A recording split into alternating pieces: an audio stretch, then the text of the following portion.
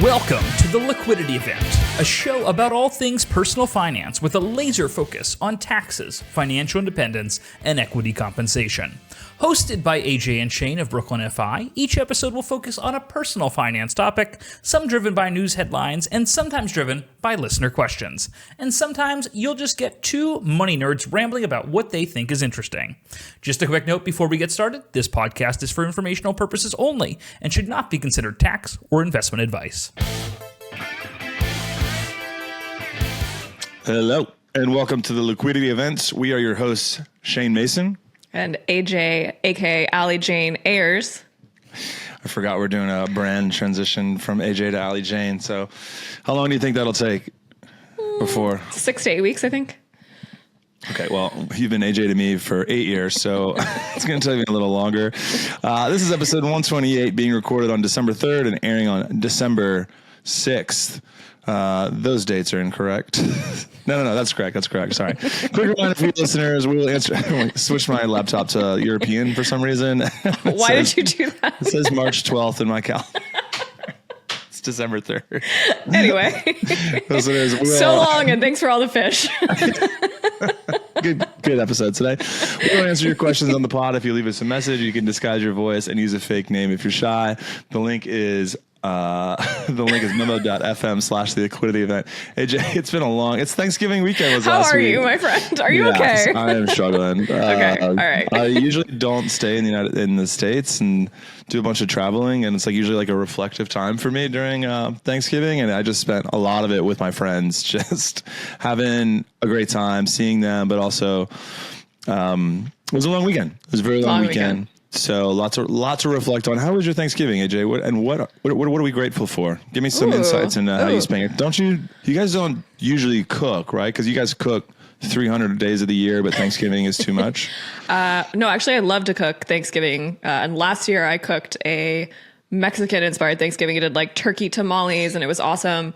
But unfortunately, I food poisoned myself. No one else got sick, just me. I must have touched the raw bird or something. So I spent 4 days like puking my guts out for Thanksgiving. So no, that was last year. And so I don't think I can ever eat Thanksgiving food ever again. So this year, my husband and I went for a fantastic Chinese meal in New York City. And it was just two of us. And it was lovely and romantic. And we had a great time. And we didn't have to travel. And I was texting with friends and family all day saying we're grateful for each other. It was actually really nice. Did you drop by any Friendsgivings or Thanksgivings, or you guys just kept it in Chinatown? We kept it in Midtown. Yeah, Chinese in Midtown. We did a Friendsgiving over the weekend. So we did a Friendsgiving. We did like a Friendsgiving crawl. We did a Friday night, went to my friend's house, and then Saturday night, my friend and I cooked. So it was really fun. How about you? Yeah. I actually cooked. I got a pan and cooked green bean casserole from scratch at a friend's house. Good for you. Yeah, it took a couple hours. The thing about doing that, though, is like you drop your pan in the middle of the 17 other pans and you put hours of work into it, and it's just like it just goes into the churn. Yeah, it just goes into the churn. Everyone's just like, this is good. You're like, no, I hope so. Yeah. You have no idea what it cost me. Yeah, I think the best example of that is the show The Bear. You've seen The Bear, right? Yeah, the episode where Jamie Lee Curtis is cooking the Feast of the Seven Fishes. I think it's for Christmas, and just spends hours and hours slaving away in the kitchen and just has like a complete and total mental breakdown, alcohol fueled, of course. And that to me is just like the perfect encapsulation of like what it feels like to like cook so much in the kitchen and like be so proud of what you do and have like people like kind of not care that much, like I spent $600 and 16 hours preparing this meal for you, and you took one bite or said you don't eat it because it's got almonds in it or whatever. So anyway. Yeah. I've been reading Bourdain's Kitchen Confidential finally, but it's like going really slow, and he has a lot to say about how insane you have to be to do that job for a living, because people just have no idea how hard it is. For sure. Like what goes into it. Yeah, cool. So on this week's episode, we are going to be discussing, like we said on the last episode, we had more of a year-end planning year-end tax planning and really year-end individual planning. We're going to do some year-end business planning for hosts or for business owners this week. And then we're going to cover some other topics. I think we have some questions around Bitcoin investing. And then we have some updates around personal finance and real estate in the New York area. So I think I was hoping we could start off with some business planning or some year-end planning for business owners, I guess is a better way to say that. Let's kick it off with actually something fun, AJ. Let's talk about business owner credit cards. If we're going to be accelerating expenses as one of the items that we are going to be doing to do year-end tax planning for business owners, hopefully those expenses will be landing on business owner credit cards. Your thoughts? Yes, I love business owner credit cards. We spend a lot of money on business owner credit cards as we did our Delta deep dive. Some say. Last week or whenever that was. I have no concept of time. Yeah, I think as a business, as my opinion about credit cards is that if you are going to incur the expenses, you should put it on a credit card to get some benefits. But I find that both people with personal expenses and business expenses do tend to overspend just to get the points. So people like your accountant might tell you, oh, you need some more expenses. Like, don't go out and buy 3 new laptops just to buy them to hit, a bonus to get 70,000 Delta points. Like, that's not worth it, folks. But if you need a new laptop because your laptop died, put it on the business credit card. If you're a business owner and you're spending a bunch of money, you get to enjoy the perks of, potential airline status or getting some free travel or cash back or what have you. So I don't know, if you're starting a business and you're in the early days and you don't necessarily think you're going to have a lot of expenses, just to keep yourself organized, just get a cashback card, a cashback business owner card. All you need is an EIN and a business bank account to make that happen. If you're going to spend less than $5,000 a year on your business, you're just getting it started.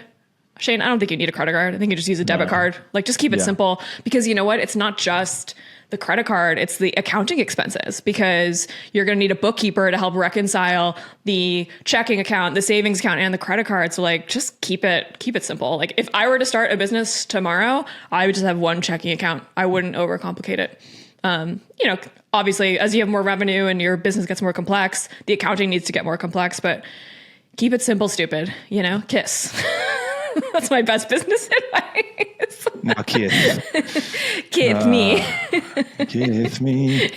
Beneath the me. Okay. Anyway, what else you got? We're doing Mike Tyson. A lot of Mike Tyson. We didn't talk about the Tyson-Paul fight at all. I don't know if that came across your radar at all.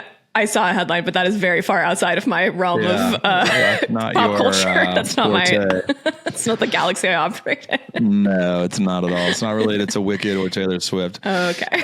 Do you see my Billie Eilish hat today? Is that what that is? Yeah. It's my Barbie Billy hat. By the way, if you're just listening and not watching, Shane and I are both wearing hats on the pod today because we were both having terrible hair days. Yeah. I don't know how to manage my short hair. I forgot how to do it. So it just looks like a Farquaad. I just have a constant poofy Farquaad situation. I didn't get to see your bangs though. All right. With that said, let's transition into a little year-end business planning for year-end tax planning for business owners. There's a couple of things that we want to highlight in here. One of them is accelerating expenses and deferring revenue. AJ, do you have any good examples of why you should accelerate expenses? You mentioned something about laptops earlier, getting them on a business credit card, but is that always a good idea? Yeah. You want to accelerate expenses if you had a significant revenue. If you are on a cash basis accounting, which I imagine most people are, as opposed to accrual base, which is a little more complex if you have big contracts. But let's say, I got a great example for you. You do a Kickstarter project, right? You raise a bunch of money for your Kickstarter project. You collected all that money. You got to pay tax on that money in this tax year. You better spend that money down in this tax year. We actually have seen this a bunch with clients where hey, I raised $25,000. But the expenses, because I'm, manufacturing sweatshirts or board games or whatever, aren't going to happen until next year. You really want to make sure that those expenses happen in the same year as the income that you earn. So that'd be a great example to accelerate expenses, or switch to accrual-based accounting, because you're going to end up paying unnecessary taxes in that case because you did actually have expenses to recognize against that income. Yeah, for sure. Yeah, anything that is going to be you should definitely do some tax planning in terms of talking to your accountant about how much income you're going to have in that year. I just talked to some business owners. It doesn't always work when you're in a big income tax year or a low income tax. Sometimes you just get caught blindsided. You don't know how much money you're making. I just talked to some business owners that didn't realize they were making 50% less of what they were making the year before, and all their distributions from their company were essentially from built up emergency fund reserves. And they're like, oh my God, we're making less than our employees this year. So in that case, you would not want to accelerate expenses into the current year, you definitely would want to accelerate revenue if possible in the current That situation year. is so unfamiliar to me. I've never experienced that in my life. Yes. Yeah. BKFI 2018, 19, 20, 21. Then we figured our shit out. Yeah. Running a business is tough for sure.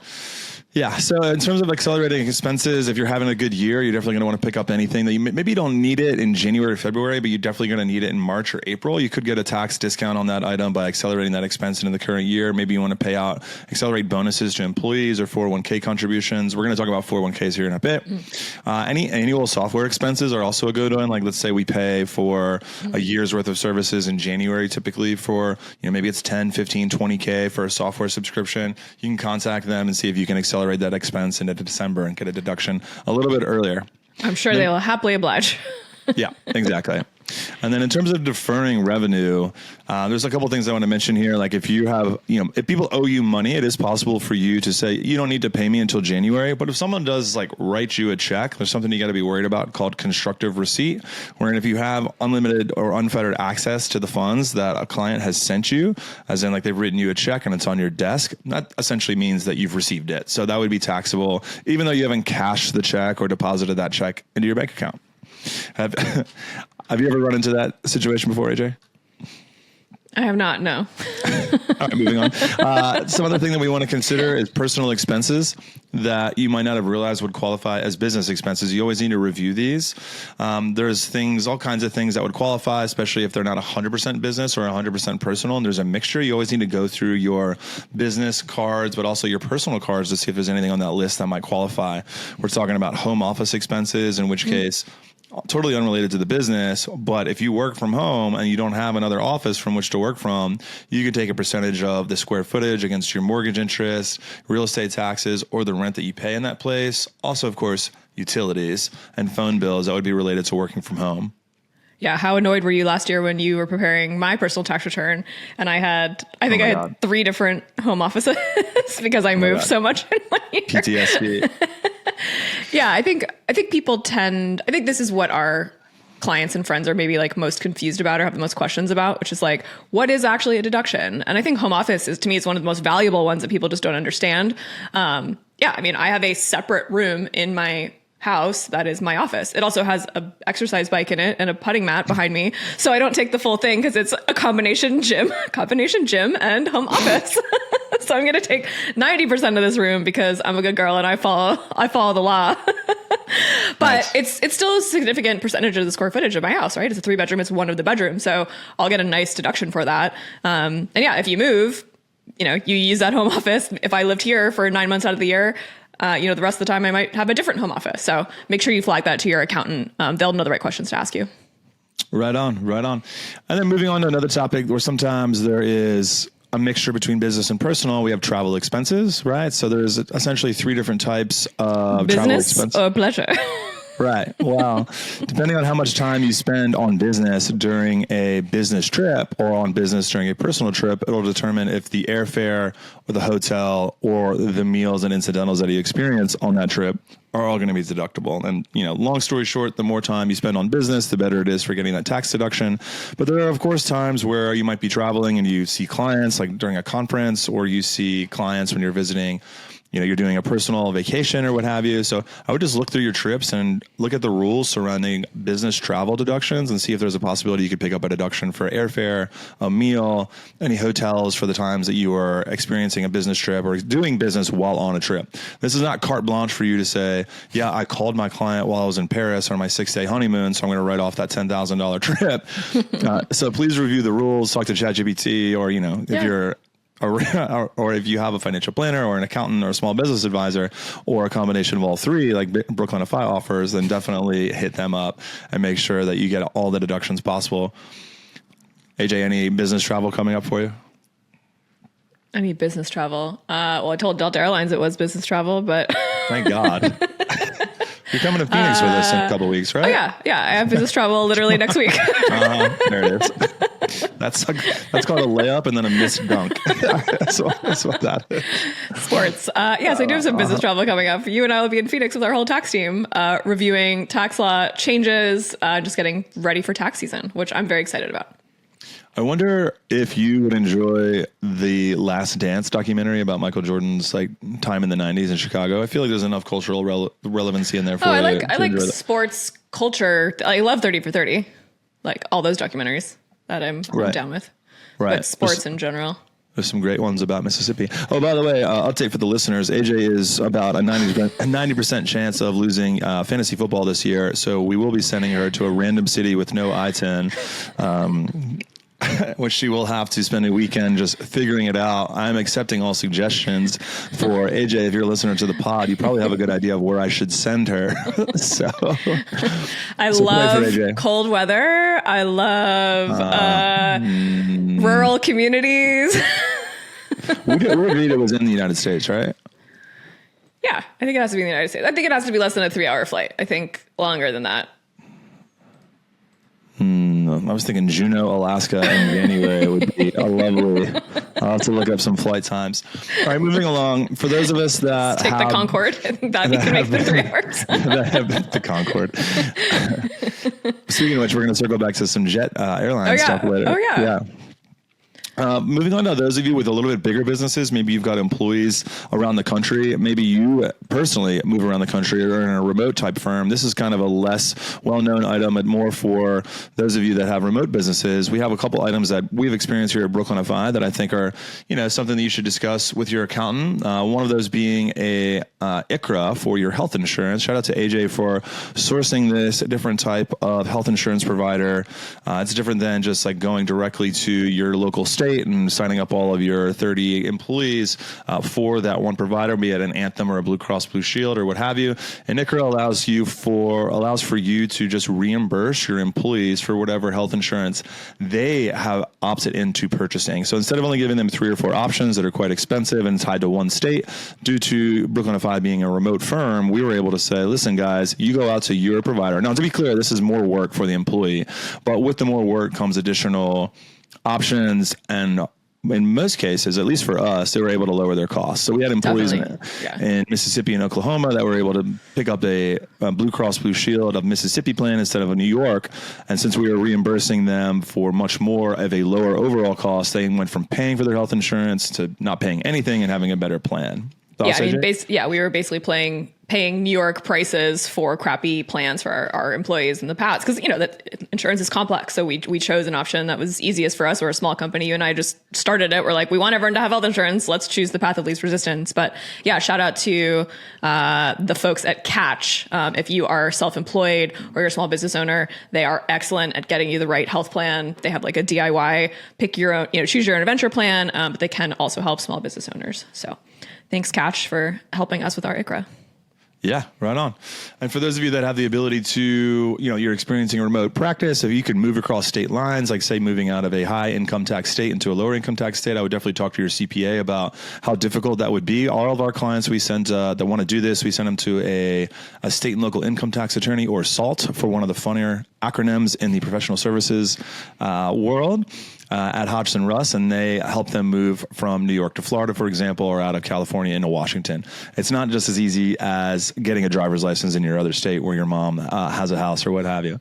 And then if you are doing that, another item I want to mention is allocation and apportionment for business tax returns. If you have a remote team or you've got clients all over the country, I want to make sure that you're getting an allocation and apportionment study done so that you make sure that you're filing in the states you need to file in. Study, yeah, exactly. Now, let's circle back to something. Wait, sorry, can you just explain that a little bit more? Or maybe I'll try to explain it because I think I cursorily understand it, whereas you actually do these studies, which is like I live in New York City, except not 100% of the work that Brooklyn FI does is performed in New York City. So while I pay New York City taxes, you help allocate the income that Brooklyn FI receives spread amongst where the work is actually performed, where our employees live. So I get to exclude some of the income from New York City and New York State, in some cases, taxes. So I pay a little bit less tax because it's not actually happening here. Is that right?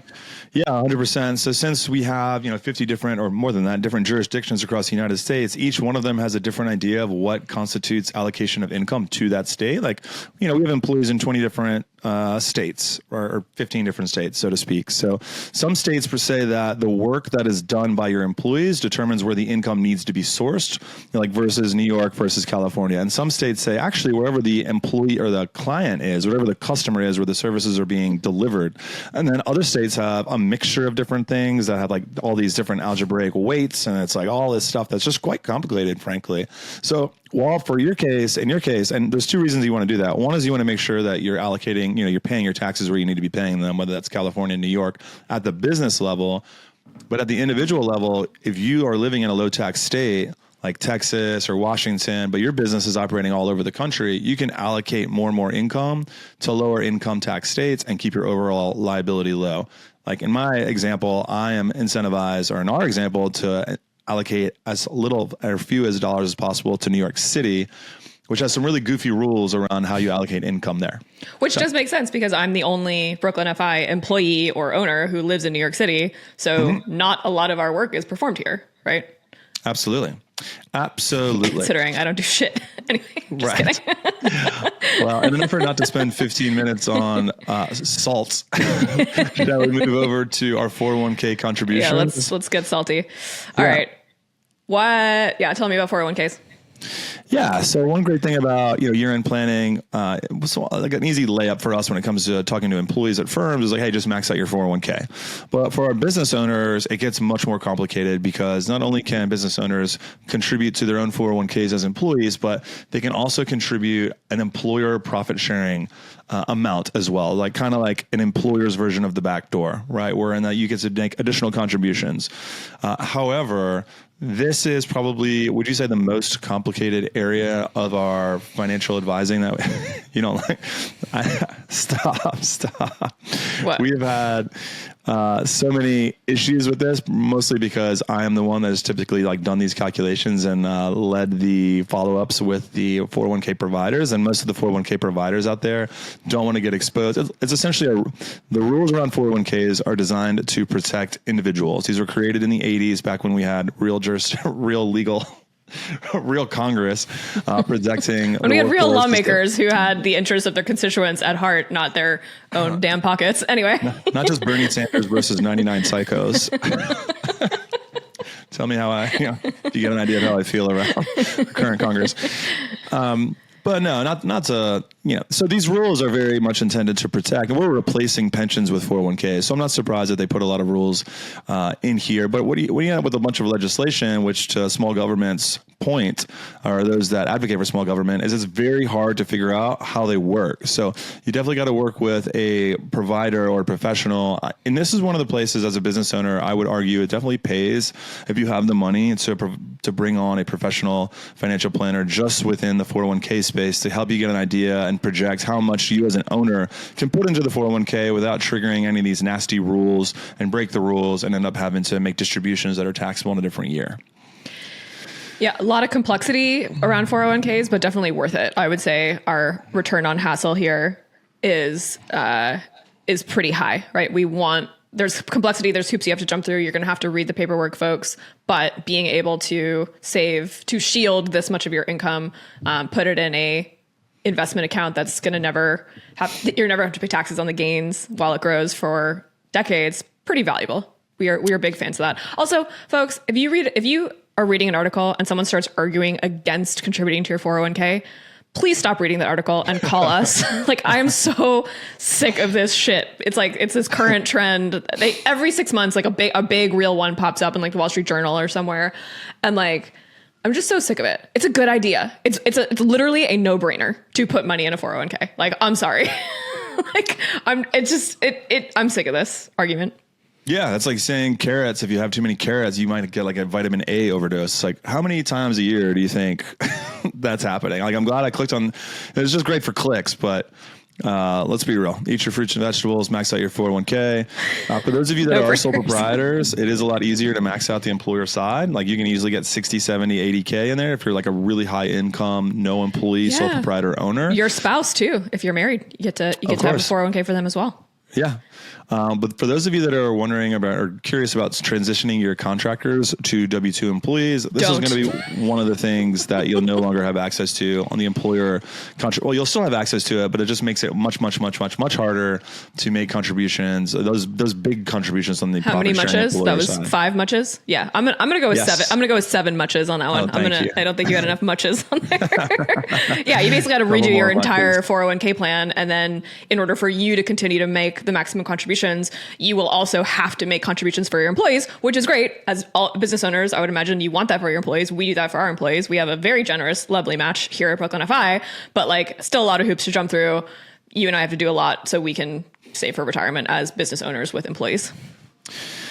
Yes, thank you for that. And before we transition, we have one more tax thing. We talked about tariffs on the last podcast, but it's looking like there's going to be more and more of a higher chance that we're going to get a 25% tariff, considering where Congress and the executive branch is at on all Mexican, but also Canadian goods, which I find very interesting. We've got a lot of updates in the electric vehicle space. We see a lot of businesses stocking up on items that come from overseas, which is most damn things these days. So while we're looking at things that we should do before year end, before January, in terms of from a business perspective, I would also look at what we can do from a personal perspective. I know for one, it's like very hard for me to get electronics into Mexico because they're not manufactured there often. So they're just like about 130% of the price. So I'm buying things before I head home on Friday that I know I'll be paying 2x, 3x for. And God knows in 2025 what that would look like as the walls go up economically. Yeah, but lucky for you, you have a drug meal that shows up quarterly. So whatever you need, bud, I got you. Nice. Appreciate that. All right. Speaking of drugs, no, I don't actually have a good segue here for that. Oh, Bitcoin. Seems to have some sort of hold on our clients. You have a comment in here about Bitcoin investing. Yeah, we got this. We got this client question about, I really want to buy Bitcoin in my 401k. Speaking of 401ks, like, is this a good idea? Should I do this? So that's my question to you, Shane. Should I buy Bitcoin in my 401k? Oh, I mean, if you're just so boring, you have to have something to talk about at a cocktail party, be my guest. I don't know. I mean, I would read a book, which is what I would do personally. And then, just kind of summarize that book and then bring it up for like the next 2 months. I actually have a better solution. You should read this book, folks. Oh God. I think I've committed to never reading it. Infinite Jest by David Foster Wallace. If you're considering Bitcoin investing, this is a better alternative for you. Yeah, thank you. You will get the same number of dates, by the way, if you talk about this. Nice. I would consider Bitcoin investing an infinite jest of its own sort. Can I get a laugh for you on that one? No, that was a good one. I was laughing. I was far away from the mic. Yeah, true. Appreciate that. No, that was from a real perspective, you would get capital gains tax treatment on any Bitcoin transactions. So I don't think when it comes from an asset allocation point of view or an asset location point of view, I don't know if there's any benefit to putting the Bitcoin into your 401k as opposed to just keeping it in your regular brokerage account or wherever the hell people are managing Bitcoin now. I don't know. I'm kind of indifferent. If you do that, be my guest. As long as it's not more than 3 to 5% of your portfolio, you're good to go. And, now that Bitcoin is back up like close to 100K, I haven't checked it recently. We do get more and more questions about the coin as these things happen. Yeah. It's just the higher the price goes, the more people talk about it, but it's exhausting. Unfortunately, the best investments are typically the ones that aren't fun to talk about. So boring. VWOs, the VOOs, the Vanguard ETFs of the world. Also, if you're curious about, if you're bored by your investment portfolio and you want something to talk about, we're being cheeky. There are people who have made lots of money investing in Bitcoin. That's great. Happy for them. Not typically part of a well-balanced, diversified portfolio, but if you're bored, I have a book recommendation for you. It's called The Millionaire Next Door. And it's basically about this idea that people who, make fairly okay financial decisions and kind of fly under the radar end up being not only the wealthiest, but like the happiest, because they're not consistently trying to get ahead. They're not trying to sound smarter than everyone. They're not trying to feel superior to everyone. They just are, because they fly under the radar. So the title is called The Millionaire Next Door. Is that right? Is that the right title? Yeah, Millionaire Next Door. Yeah. And it's just about these like kind of like silent millionaires who kind of lead like the best happy lives because they don't chase things. They don't chase things that their neighbors have. We call it keeping up with the Johnsons, right? Next, Johnsons get a new car. You got to get the latest model to keep up with them. But these secret millionaires don't engage with that. So I like that. Well, speaking of Johnsons, it turns out that real estate brokers just took one in the Johnson here in New York City because, AJ, you want to talk to us about this article? Sure. Yeah, we've got a New York Times article. Basically, there's a bill that just passed in New York City that broker fees, which typically are paid by the person looking for the apartment, the person that will inhabit the apartment, are now being shifted to landlords. So now the law is that if you are listing an apartment, you will have to pay the broker fee and disclose it. I remember little baby AJ trying to get an apartment when she was 22 years old and learning that she had to pay a broker fee, which is often at least 1 month's rent. Right now, the average rent in New York City is $3,400 a month. And at least, usually it's sometimes it's 2 months, sometimes it's half a year, sometimes it's 10% of a year of rent. I think they're pretty criminal with any new law or new proposal. Obviously, there's pros and cons. The mayor says this is bad because it's just going to make rents go up anyway, and landlords are just going to bake the broker fee into the price. So we're going to see rents rise even faster. It could happen. I don't know. Did you know that broker fees were banned in 2020? I think that was a result of the pandemic because, everyone was just struggling so much very briefly. But of course, our wonderful real estate lobby flipped that right around, and we were able to protect the lovely profiteers of the commercial real estate industry here in New York City. Yeah, paying a broker's fee. It sucks. It's a very unique New York. Hey, I've never used that in a sentence. A unique New York City thing. Yeah. I think that might have been the most painful thing I ever paid for, perhaps. Mm-hmm. I remember moving into a place and getting really excited about it. And then at the last minute, like, oh, by the way, there's a 2 months broker's fee to move in here. So it's going to be an extra like $8,000 to move in or something. I was just like, what? Bro? Yeah. I also remember staying in apartments that I didn't want to be in anymore because I was like, well, I gotta live in here for at least 2 years. Otherwise the sunk costs. Exactly. I mean, broker fees came about, I think, I'm going to not get the history right here, but I don't know, 50s or 60s, when truly it was a skill. Like brokers would literally find the apartments. They would put the listings in the newspapers. They would answer the phone. Like, they should be compensated for the task of listing, apartments. Now everything's on StreetEasy or Zillow. So there's literally no use for them other than you texting with this person to be like, please let me see this apartment, and them being half an hour late and them telling you like, oh, by the way, I rented this last week, so I don't even know why we're here. I have not had great experience with New York City brokers in the past. My guy was literally half an hour late, showed up on a bike, sweating. We walked in, maybe 15 minutes of work. Like, I found the place. Right. And he's like, well, we got to show it to you. I'm like, all right, sick. And then I showed it to him. He showed me it for 15 minutes and made like $8,000 in 15 minutes. Like, cool. We love that. Cool. Okay, so that's enough local updates for you guys. What do we have? We have episode next week. I think we only have 2 more episodes this year, AJ. 2 more episodes of 2024. A wrap, yeah. So we're going to go to our tax retreat down in Phoenix. And then we're going to be in the December zone, which means we're in the holidays, which means it's really hard for us to get together. But that's a wrap for this week's episode of the Liquidity Event. You can email us your financial problems at liquidityevent@brooklynfi.com. Leave us a voicemail. We'll play it on the air. And the stands can leave us a 5-star review if they want to be weird about it. Thanks so much, y'all. See you next week. I mean, not next week. Bye.